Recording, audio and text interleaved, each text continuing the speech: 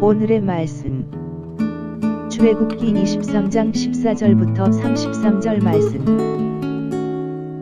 하나님 아버지, 토요일 주말 아침 이 시간도 주님의 은혜를 함으로 주님 앞에 나갑니다. 이 시간에도 우리 모두에게 말씀을 통해 하나님의 음성을 들려주옵소서.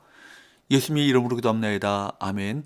할렐루야. 성교회 성도 여러분, 오늘도 하나님의 은혜와 평강이 가득한 하루가 되시길 축복합니다. 오늘 우리에게 주시는 하나님의 말씀은 출애굽기 23장 14절에서 33절 말씀입니다. 하나님께서는 당신의 백성에게 온전할 것과 온전히 예배할 것을 계속해서 촉구하십니다. 하나님께서 예배받는 것을 원하셔서 그런 것이 아닙니다. 이스라엘이 온전히 서서 하나님을 예배해야 그들이 평안하고 복을 받아 번성할 수 있기 때문입니다. 본문을 통해 하나님께서 말씀하신 온전한 섬김과 예배를 함께 살펴보고자 합니다. 하나님께서는 세 가지의 절기를 지키라고 명하십니다. 14절에서 16절까지 너는 매년 3번 내게 절기를 지키시니라. 너는 무교병의 절기를 지키라. 내가 내게 명령한 대로 아비월의 정한 때에 이래 동안 무교병을 먹을지니 이는 그 달에 내가 애굽에서 나왔음이라. 빈손으로 내 앞에 나오지 말지니라. 맥주절을 지키라. 이는 내가 수고하여 밭에 뿌린 것의 첫 열매를 거둠이니라. 수장절을 지키라. 이는 내가 수고하여 이룬 것을 연말에 밭에서부터 거두어 저장함이니라. 무교절, 맥주절, 수장절 이 세 절기는 보리 수확, 다른 곡물들의 수확, 그리고 가을의 모든 농작물의 수확과 관련이 있습니다. 농작물의 수확은 물질적 풍요와 직결됩니다. 예수님께서 말씀하셨듯이 부유함은 천국에서 멀어지고 물질에 집착하게 하는 힘이 있습니다. 그렇기 때문에 하나님께서는 추수로 인해 물질적으로 풍족할 때 하나님을 기억하라 하신 것입니다.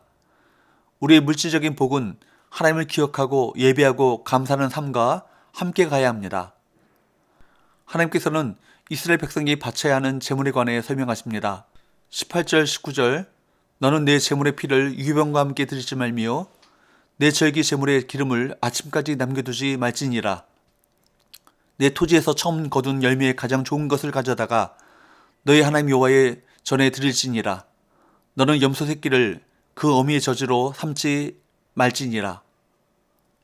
여호와께 바치는 제물은 가장 우선적이며 최상의 것이고 더럽혀지지 않은 것이어야 합니다.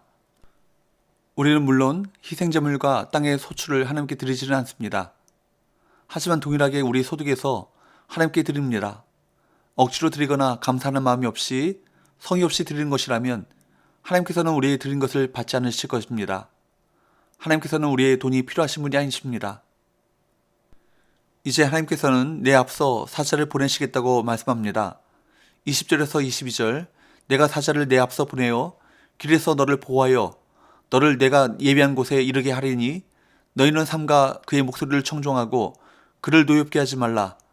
그가 너희의 허물을 용서하지 아니할 것은 내 이름이 그에게 있음이니라. 내가 그의 목소리를 잘 청종하고 내 모든 말대로 행하면 내가 네 원수에게 원수가 되고 네 대적에게 대적이 되시라.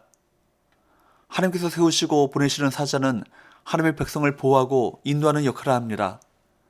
그런데 하나님의 사자의 보호와 인도를 받기 위해 필요한 조건이 있습니다. 그의 말을 청종해야 하며 그 인도와 충고에 대해 대적하지 않는 것입니다. 21절과 같이 하나님의 이름이 그에게 있기 때문입니다. 하나님께서는 앞서 행하십니다.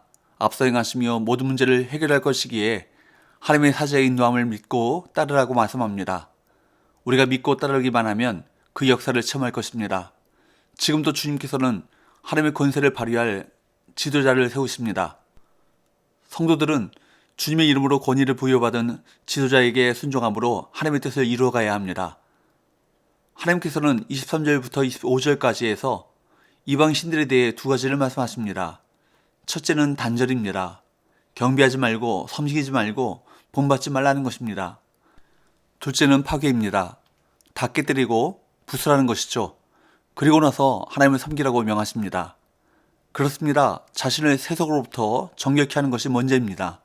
그 다음에 하나님을 섬겨야 합니다. 세속적인 가치관과 습관을 버리지 않고 하나님을 예배한다고 하는 것은 가증한 것이죠. 25절에서 31절 말씀은 온전한 섬김과 예배는 건강과 물질의 번성을 가져옴을 약속하고 있습니다. 성경은 계속 세상에서 염려하지 말고 두려워하지 말며 하나님을 의뢰하면서 하나님의 길을 가라고 말합니다. 그 길에 진정한 평안과 기쁨과 복이 있다고 알려줍니다. 하지만 우리는 대부분 어리석은 선택을 합니다. 생명의 말씀, 굳건한 약속 대신에 내 욕망과 혹은 두려움을 따라갑니다. 평안과 기쁨과 복과 은혜는 하나님을 의뢰하고 그 길을 가는 사람에게 주어집니다. 하나님께서는 당신의 백성을 구원하시고 하늘을 열어 복 주시기를 원하십니다. 하나님께서는 인색하신 분이 아니십니다. 그러나 죄와 탐욕에 이끌려 멸망을 향해 가는 자들에게는 번영과 복을 주실 수 없습니다. 먼저 말씀을 통해 하나님의 뜻을 알고 온전하게 우리 자신을 세우기 원합니다. 그러면 하나님께서는 신실하게 우리 가운데 일하실 것입니다. 기도합시다. 하나님 아버지, 우리가 복음으로 세상을 정복해 가야 하는 하나님의 백성으로서 그 과정에서 중요한 것, 즉 주님께서 베푸신 은혜를 기억하고 말씀에 순종하고 오직 하나님만 예배하는 것을 잊지 않게 하여 주옵소서. 영적으로 나태해져서 깨어있지 않으므로 부실부실간에 이스라엘 백성처럼 하나님에게서 멀어질까 두렵사오니 늘 깨어서 하나님을 가까이 하는 삶을 살게 하여 주옵소서. 예수님의 이름으로 기도합나이다. 아멘.